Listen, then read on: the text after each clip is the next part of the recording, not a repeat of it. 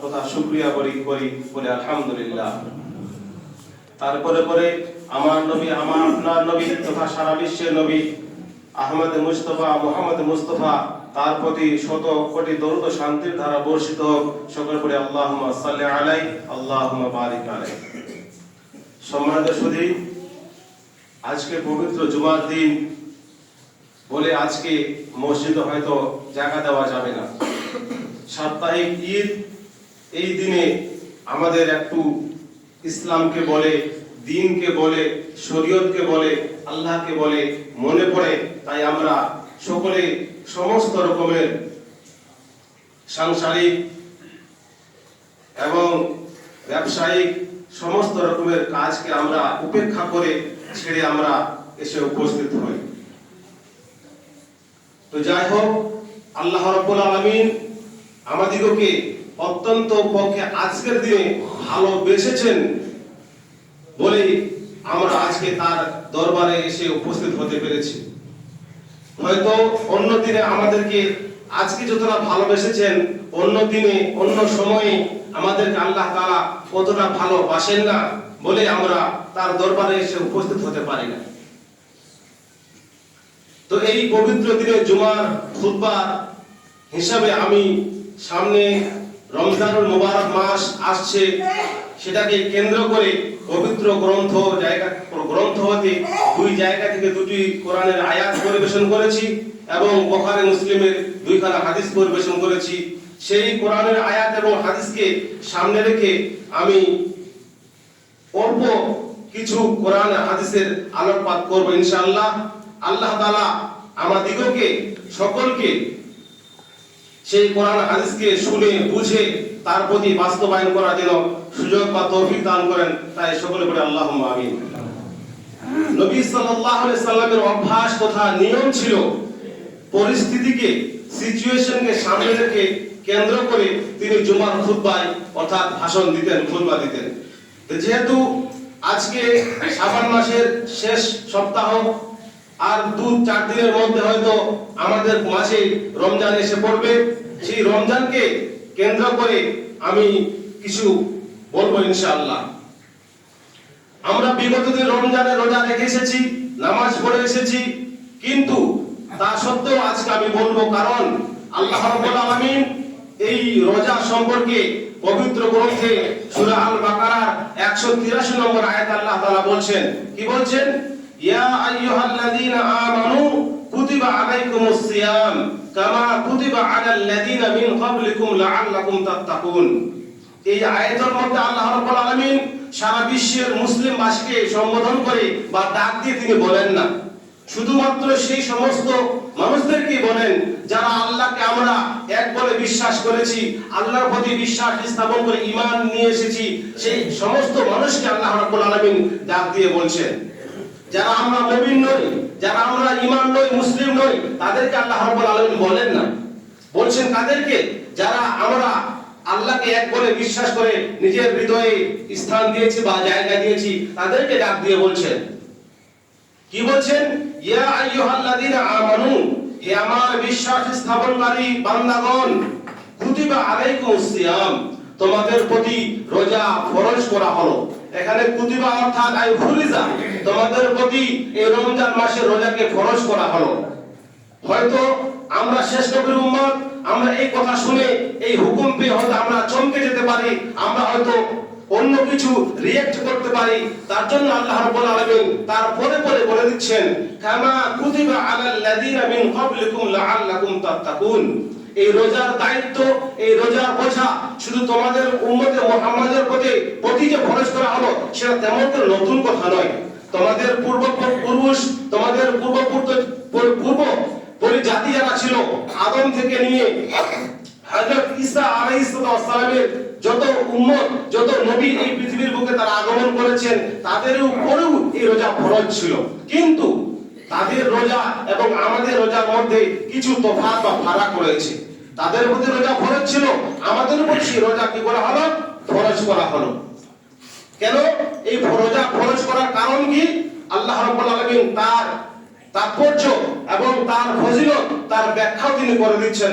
বলছেন লাআল্লাকুম তাত্তাকুন, যাতে তোমরা তাকওয়া, যাতে তোমরা পরহেজগার, যাতে তোমরা খোদা ভীরু, যাতে তোমরা খোদা ভীতি অর্জন করতে পারো। এই রোজা ফরজ যে করা হয়েছে, এই রোজা যদি আমরা পালন করি, এই রোজা যদি আমরা রাখতে পারি, তাহলে আল্লাহ রাব্বুল আলামিন বলছেন এই রোজার পরিবর্তে, এই রোজার ফলস্বরূপ আল্লাহ রাব্বুল আলামিন আমাদেরকে তাকওয়া অর্জন হবে। আল্লাহর যে একটা ভয়, আল্লাহর যে একটা ভীতি, সেই ভীতি ভয় আমাদের অন্তরের মধ্যে সেটা অর্জিত হবে।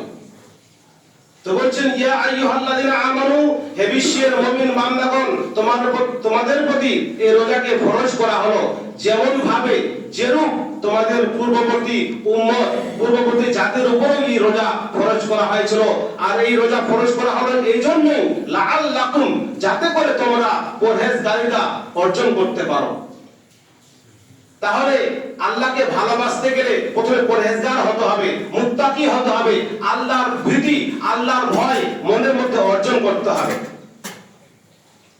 আল্লাহ তাআলা পবিত্র গ্রন্থে অন্য সূরায় বলছেন কাদ আফলাহা মান তাযাক্কা, সেই ব্যক্তি সাকসেস হয়ে গেল, সেই ব্যক্তি সাফল্য মণ্ডিত হলো, সাফল্য বা সফলতা অর্জন করলো, যে নিজের আত্মাকে আত্মশুদ্ধি করলো। আজকে আমরা নামাজ পড়ি, রোজা রাখি, দান খয়রাত করি, ইসলামিক সমস্ত ইসলামিক সবকিছু মেনে চলি, কিন্তু হয়তো আমাদের নিজের আত্মাকে আমরা আত্মশুদ্ধি করতে পারি না। অন্যত্র আল্লাহ তাআলা বলছেন কাদ আফলাহাল মুমিনুন আল্লাযীনা হুম ফি সালাতিহিম খাশিউন, যারা নামাজের মধ্যে বিনম্রতা অর্জন করে তারা কিয়ামতের দিন পরকালে তারা সাফল্য অর্জন করবে, সফলতা পাবে। তাহলে এই নামাজ, এই রোজা, এর মাধ্যমে আল্লাহ রাব্বুল আলামিন আমাদেরকে সফলতা দান করবেন, কৃতকার্য করবেন। তার জন্য আল্লাহ রাব্বুল আলামিন এই আমাদের প্রতি, আমাদের উপর রোজা এবং নামাজ ফরজ করা হয়েছে। হয়তো আমরা এক মাসের জন্য খুব নিজেকে প্রস্তুত করে, নিজেকে তৈরি করে আমরা নামাজ রোজার জন্য লেগে পড়ি, কিন্তু এই রোজা কি জিনিস আল্লাহ রাব্বুল আলামিন বলছেন। হযরত নবী সাল্লাল্লাহু আলাইহি ওয়াসাল্লাম হযরত আব্দুল্লাহ ইবনে উমর হতে বর্ণিত, তিনি বলছেন বুনিয়াল ইসলামু আলা খামসিন শাহাদাতু আল্লা ইলাহা ইল্লাল্লাহ ওয়া আন্না মুহাম্মাদার রাসূলুল্লাহ ওয়া ইকামিস সালাহ ওয়া ইতাইজ যাকাহ ওয়াল হজ্জ ওয়া সাওম রমজান। ইসলাম ধর্মটি, ইসলাম অর্থাৎ শরীয়তটি পাঁচটি জিনিসের উপর ফাউন্ডেশন করা হলো, ভিত্তি স্থাপন করা হলো পাঁচটি জিনিসের উপর। এই পাঁচটি জিনিস কেউ যদি পুঙ্খানুপুঙ্খ ভাবে, নাটিকুটি ভাবে সে কেউ যদি মেনে চলে, তাহলে তার দ্বারাতে, তার মাধ্যমে এই ইসলাম ধর্মকে টিকিয়ে রাখা সক্ষম হবে। আমরা উদাহরণ দিলে বুঝতে পারবো, যেমন এই ঘরের ছাদকে ফাউন্ডেশন বা ভিত্তি স্থাপন করা হয়েছে তার পিলার এবং ওয়ালের উপরে, তো সেরকম এই ইসলাম ধর্ম, এই ইসলাম শরীয়তকে ভিত্তি স্থাপন করা হয়েছে পাঁচটি জিনিসের উপর। প্রথম হচ্ছে নবী সাল্লাল্লাহু আলাইহি সাল্লাম এবং আল্লাহ তাআলা এবং নবী সাল্লাল্লাহু আলাইহি সাল্লামকে সাক্ষ্য প্রদান করতে হবে যে এক আল্লাহ, অদ্বিতীয়, অন্য কেউ নেই। আল্লাহ এক, তিনি অদ্বিতীয়, এবং এটাও সাক্ষ্য প্রদান করতে হবে যে মুহাম্মদ সাল্লাল্লাহু আলাইহি সাল্লাম আল্লাহর পক্ষ থেকে প্রেরিত দূত বা রাসূল। তারপরে হচ্ছে ইকামিস সালাহ, নামাজ প্রতিষ্ঠিত করতে হবে, ওয়া ইতাইজ যাকাহ, অর্থ সম্পদ হলে যাকাত প্রদান করতে হবে, ওয়াল হজ, এবং তার হজের সামর্থ্য থাকলে হজ করতে হবে, এবং রমজান মাসের রোজা ফরজ এবং রোজাকে পালন করতে হবে। তাহলে ইসলামকে টিকিয়ে রাখতে গেলে এই পাঁচটি জিনিসকে ফলো করতে হবে, এই পাঁচটি জিনিসকে দায়িত্ব সহকারে পালন করতে হবে, আমল করতে হবে, তবেই আমার এবং আপনার দ্বারা বা সকলের দ্বারা ইসলাম ধর্মকে টিকিয়ে রাখা, ইসলাম ধর্মকে বাস্তবায়ন করা সক্ষম হবে। এবার যদি মনে করি যে আল্লাহকে এক বলে বিশ্বাস করেছি, নবীকে এক বলে তো মেনেছি, এবং এক মাসের রোজা রেখে নেব আর এই নামাজ পড়বো না, কিন্তু কখনো হবে না। ইসলামটা তার মধ্যে সেটাকে ধূলিসাৎ হয়ে যাবে, সেটা নষ্ট এবং ধ্বংস হয়ে যাবে। যদি মনে করি যে পাঁচটির মধ্যে তিনটিকে মানবো, দুটিকে মানবো না, তার দ্বারা ইসলাম সচেষ্ট বা সক্ষম হবে না। পাঁচটিকেই মানতে হবে, যদি এই ঘরের ওয়ালের মধ্যে বা পিলারের মধ্যে একটা সাইড বা একটা পিলার যদি দুর্বল হয়ে যায়, নরম হয়ে যায়, তাহলে যেমন এই ঘরটা যখন তখন বা যে কোনো সময় সেটা ভেঙে যেতে পারে বা পড়ে যেতে পারে, সেরকম তদ্রূপ এই ইসলামটার যে 5টি ভিত্তি স্থাপন করা হয়েছে তার মধ্যে যদি আমরা একটিকে যদি না মানি, তাহলে আমাদের দ্বারাতে সেই ইসলামটা যে কোনো মুহূর্তে আমাদের কাছ থেকে নষ্ট বা ধ্বংস হয়ে যেতে পারে। আল্লাহ রাব্বুল আলামিন এই রোজা ফরজ করেছেন 2য় হিজরি সনে, অর্থাৎ 624 খ্রিস্টাব্দে। আর আল্লাহ তাআলা এই নামাজকে ফরজ করেছেন হিজরতের পূর্বে। আল্লাহ নবী সাল্লাল্লাহু আলাইহি ওয়াসাল্লাম যে মক্কা থেকে মদিনায় যে গমন করেছিলেন, দ্বীনকে, ইসলামকে, শরীয়তকে রক্ষা করার খাতিরে তিনি কত কষ্ট, কত নিপীড়ন, কত নির্যাতন সহ্য করেছেন শুধুমাত্র এই দ্বীনকে আমাদের কাছে পৌঁছাবেন বলে। এই হিজরত করে যখন মদিনায় গেলেন, মদিনায় যাওয়ার 1 বছর অতিবাহিত হওয়ার পর 2য় হিজরিতে এই রমজানের রোজা ফরজ হয়। অথচ এই রোজা ফরজ হওয়ার 2 বছর আগে নামাজ ফরজ করা হয়, কিন্তু আমরা নামাজটাকে অতটা গুরুত্ব দিই না যতটা আমরা এই রোজাকে গুরুত্ব দিই। কারণ এটা বছরে একবার, 12 মাসে একবার করতে হয়, এটা করতে কোনো অসুবিধা হয় না, মনে হয় না। কিন্তু যে নামাজ আল্লাহ রাব্বুল আলামিন আমাদেরকে ফরজ করেছেন, সেই নামাজকে আগে আমাদেরকে সেটাকে মানতে হবে। কারণ আল্লাহ নবী সাল্লাল্লাহু আলাইহি ওয়াসাল্লাম বলেন, আউয়ালু মা ইউহাসাবু ইয়াওমাল কিয়ামাতি বাইনাল আবদি ওয়াস সালাহ। হাসরের মাঠে, বিচারের মাঠে যেদিন সমস্ত মানুষের তাদের কৃতকর্মের হিসাব নিকাশ হবে, বিচার হবে, সেদিন সর্বপ্রথম প্রত্যেক ব্যক্তিকে, প্রত্যেক মানুষকে তার নামাজ সম্পর্কে তাকে জিজ্ঞাসাবাদ করা হবে। যদি তার নামাজ বলা হচ্ছে ফাইন সালাহাত সালাহা সাইরু আমালিহি ওয়া ইন ফাসাদাত ফাসাদা সাইরু আমালিহি, যদি নামাজের হিসাব ঠিক হয় মিলে যায়, নামাজের হিসাব যদি ঠিক থাকে, তাহলে আল্লাহ রাব্বুল আলামিন বাকি সব হিসাব তার মিলিয়ে দিবেন। আর যদি সেই নামাজের হিসাব যদি ভুল হয়ে যায়, গোলযোগ হয়ে যায়, না মিলে, তাহলে বাকি আর কোনো আমল তার মিলবে না, সমস্ত আমল তার বিনষ্ট নষ্ট হয়ে যাবে। আমাদের উচিত আমাদেরকে আগে এই নামাজটাকে কায়েম করতে হবে, নামাজটাকে প্রতিষ্ঠিত করতে হবে, তারপরে রোজাকে পালন করতে হবে। কারণ রোজা কি জিনিস? রোজা সম্পর্কে আল্লাহ তাআলা বলছেন যে রোজা একটা হচ্ছে আত্মশুদ্ধির জিনিস।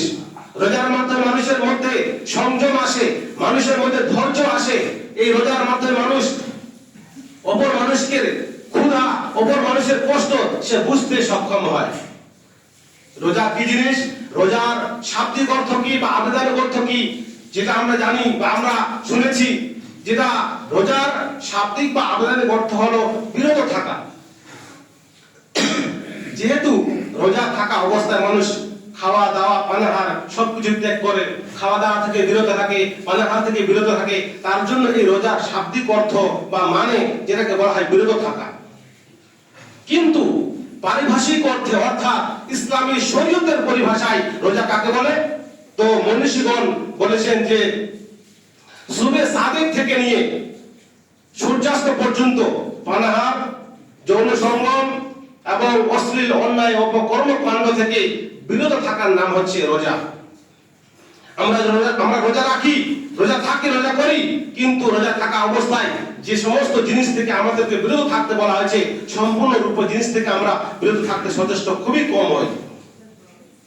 বর্তমান প্রযুক্তির যুগ, উন্নতের যুগ, কম্পিউটারের যুগ, এখন মানুষের পাপ বা গুনাহ করার পদ্ধতি মানুষের পরিবর্তন হয়ে গেছে।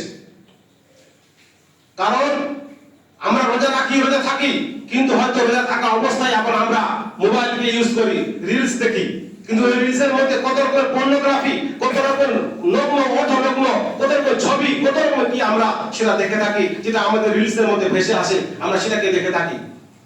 সময় কাটে না, সময় যায় না, সেদিকে আমরা হয়তো ব্যবহার করি। তো যাই হোক, এই রোজা কি জিনিস সেটা আমরা বুঝতে পারলাম। তাহলে রোজা হচ্ছে যে, রোজার শাব্দিক অর্থ হচ্ছে বিরত থাকা, আর শরীয়তের দৃষ্টিভঙ্গিতে রোজা হলো পানাহার, খাদ্যদ্রব্য, অশ্লীল অন্যায় এবং যৌন সঙ্গম, সমস্ত দিক থেকে, সমস্ত জিনিস থেকে বিরত থাকার নাম হচ্ছে রোজা।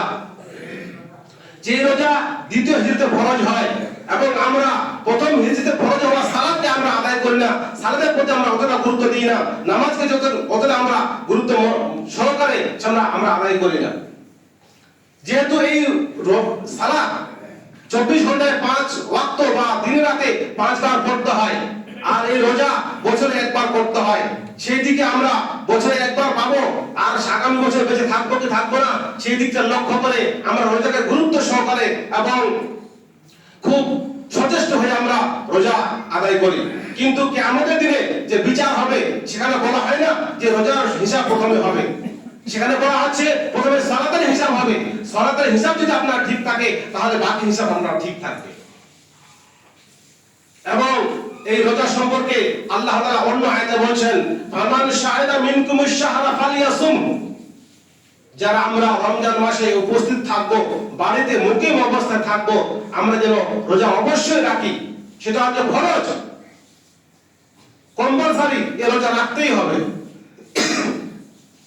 আর আল্লাহ তাআলা বলেন, ফামান কানা মিনকুম মারিদান আও আলা সাফারিন, রোজার যেমন গুরুত্ব আছে তেমন আবার রোজার যদি ছুটে যায় কোনো কারণবশত, বা রোজা যদি নষ্ট হয়ে যায় বা কাজা হয়ে যায়, সে রোজা পরিশোধ করার আবার তার সুযোগও আছে।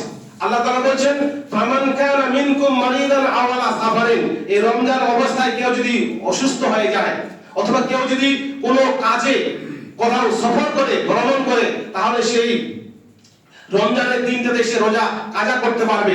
সেই রোজাটা কাজা করে বাকি 11 মাসে সে কি করতে পারবে? পরিশোধ করতে পারবে। তারপরে বলা হচ্ছে, ফামান শাহিদা মিনকুমুশ শাহরা ফালিয়াসুম, যে বাড়িতে রমজান মাসকে পাবে উপস্থিত অবস্থায়, সে যেন অবশ্যই সে যেন কি রাখে? রোজা রাখে। তাই আমাদের উচিত আমাদেরকে রোজা রাখতে হবে। আর আল্লাহ তাআলা রাব্বুল আলামিন এই রোজার ফজিলত, এই রোজার তাৎপর্য, গুরুত্ব বলতে গিয়ে তিনি বলেছেন, আল্লাহ তাআলা প্রত্যেক সৎ নেক আমলকে আল্লাহ তাআলা তার সওয়াবকে বাড়াতে 100 থেকে নিয়ে 700 পর্যন্ত বাড়িয়ে দেন। প্রত্যেক সৎ আমলের নেকিকে লেখার জন্য আল্লাহ তাআলা 2 জন ফেরেশতাকে নিযুক্ত করেছেন লেখার জন্য। কিন্তু আল্লাহ তাআলা বলছেন, এই রোজা এমন একটি আমল, যেই আমলটি আল্লাহ তাআলাকে সন্তুষ্টি করার উদ্দেশ্যে সে বান্দা রোজা রাখে। তার জন্য আল্লাহ বলছেন, ওয়া আনা আজজি বিহি, অর্থাৎ বান্দা আমার সন্তুষ্টি, আমার ভালোবাসা পাওয়ার জন্য সে রোজা রেখেছে, তার জন্য আমি এই রোজার নেকি আমি নিজ হস্তে তাকে দান করব। অন্যান্য ভালো কাজের বা সব কাজের আমল ফেরেশতার মাধ্যমে সেটা লিপিবদ্ধ করা হয়, কিন্তু এই রোজা যার নেকি আল্লাহ তাআলা নিজ হাতে তিনি বান্দার আমলনামায় সেটাকে লিখে থাকেন। তো আমার বলার উদ্দেশ্য হলো কি, যে আল্লাহ রাব্বুল আলামিন যে আমাদের প্রতি ইসলাম ধর্মকে দিয়েছেন, আল্লাহ আমাদেরকে ভালোবাসেন বলে আমাদেরকে ইসলামের ছায়াতলে জন্ম দিয়েছেন। আল্লাহ আমাদেরকে ভালোবাসেন বলে আমাদেরকে 5 ওয়াক্ত সালাত আদায় করার সুযোগ দান করেন। যারা আমরা ইসলামের ধার কাছে আসি না, যারা আমরা ইসলামের আইনকে ফলো করি না, যারা আমরা ইসলামকে পুরোপুরি ভাবে মানি না, ভাববেন, চিন্তা করবেন, হয়তো আল্লাহ আপনাকে বা আমাকে অতটা ভালোবাসেন না যতটা একজন 5 ওয়াক্ত মুসাল্লি, একজন রোজাদার, একজন মুত্তাকি পরহেজগারকে যতটা ভালোবাসেন। যদিও আমি আপনি দুনিয়ার বুকে খুব সুখে আছি, খুব আনন্দে আছি, খুব স্বাচ্ছন্দ্যে আছি, তবু ভাববেন না যে আল্লাহ আপনাকে খুব ভালোবাসে। যদি আল্লাহ আপনাকে বিপদের রেখায় রাখে, যদি আপনাকে আল্লাহ তাআলা 5 ওয়াক্ত সালাত আদায় করার সুযোগ দান করেন, তো ভাববেন আল্লাহ রাব্বুল আলামিন আপনাকে পরীক্ষা করছেন। আল্লাহ আপনাকে ভালোবাসেন, বিপদ দিয়ে, কষ্ট দিয়ে, অসুখ বেসুখ দিয়ে, বালা মুসিবত দিয়ে আপনাকে আরো আত্মশুদ্ধি করতে চান, আপনাকে আরো ভালো করতে চান। যেমন সোনা লোহাকে স্বচ্ছ বা ভালো করতে গেলে তাকে আগুনের মধ্যে তাকে তাপ দিয়ে, তাকে হিট দিয়ে, তার মধ্যে তাকে পিটাই করে তার মধ্যে খাদি বা যদি জং লেগে থাকে সেটাকে যেমন দূরে সরিয়ে দেয়, তেমন আল্লাহ তাআলা কোন মুমিনকে, কোন মুসলমানকে অসুখ বেসুখ বালা মুসিবত বিপদ দিয়ে তাকে আল্লাহ রাব্বুল আলামিন আরো ভালো করে পরীক্ষা করতে চান, যে সে আল্লাহকে কতটা বিশ্বাস করে, সে আল্লাহকে কতটা ভালোবাসে, সে ইসলামের প্রতি কতটা অবিচল, এটাই ভাববেন। আর তাকে আল্লাহ তাআলা বিপদ দিয়েছে মানে কি, তার জন্য আল্লাহ তাআলা এই পৃথিবীর সুখ কেড়ে নিয়ে পরকালের সুখ, আখিরাতের সুখ, জান্নাতের সুখ তাকে দিতে চান বলে আজকে তাকে বিপদে রেখেছেন। সময় শেষ, একটাই রিকোয়েস্ট করব, যে আমরা যেহেতু মুসলমানের ঘরে জন্ম নিয়েছি, মুসলমান হিসাবে আমরা চলি, মুসলমান হিসাবে আমাদের কর্ম এবং মুসলমান হিসাবে আমাদের পরিচিত হবে যেন আমাদের একমাত্র সালাত যেন আমরা আদায় করব। 5 ওয়াক্ত সালাত আমরা আদায় করার চেষ্টা করব। কারণ সালাত ছাড়া কিছুই হবে না। সালাতের গুরুত্ব, সালাতের কি ফলাফল এই বিষয়ে আপনারা আমরা সকলেই জানি। কারণ এখন ইন্টারনেটের যুগ, সোশ্যাল মিডিয়ার যুগ, বড় বড় বক্তা, বড় বড় মুফাসসির, বড় বড় হাদিস বিশারদগণ তারা সোশ্যাল মিডিয়া অর্থাৎ ইন্টারনেটে, ফেসবুকে এবং ইউটিউবে তারা বক্তব্য ভাষণ দিতেই আছেন, আমরা শুনতেই আছি। কিন্তু আমরা শুনি, কিন্তু সেগুলো আমরা বাস্তব রূপ দিতে এখনো পারছি না। আল্লাহ, তুমি আমাদের সকল মুমিন মুসলমানকে তুমি আরো ভালোবেসে পাঁচ ওয়াক্ত সালাত আদায় করার এবং সামনে আমাদের মাসে রমজান আগত, এই রমজানকে রেখে এবং সালাত আদায় করে আমরা যেন আরো ভালো মুত্তাকি এবং পরহেজগার হতে পারি। তুমি আমাদের ইবাদত, তুমি আমাদের সকল সালাত, রোজা, দান খয়রাত সকলের সালাতকে এবং তুমি ভালো কাজকে, পূর্ণ কাজকে তুমি কবুল করো এবং আমাদের এই পৃথিবীর বুকে যত রকমের বালা মুসিবত, যত রকমের কষ্ট সেগুলোকে তুমি দূর করে আমাদের সুখে শান্তিতে বসবাস করে ইসলামের প্রতি জীবন যাপন করে তুমি আমাদের পরকালের সুখ আমাদেরকে ওয়াজিব করে দিও। সকলে বলে আল্লাহুম্মা আমিন। আকুলু কাওলি হাযা আস্তাগফিরুল্লাহ লি ওয়া লাকুম ওয়া লিসাইরিল মুসলিমিন।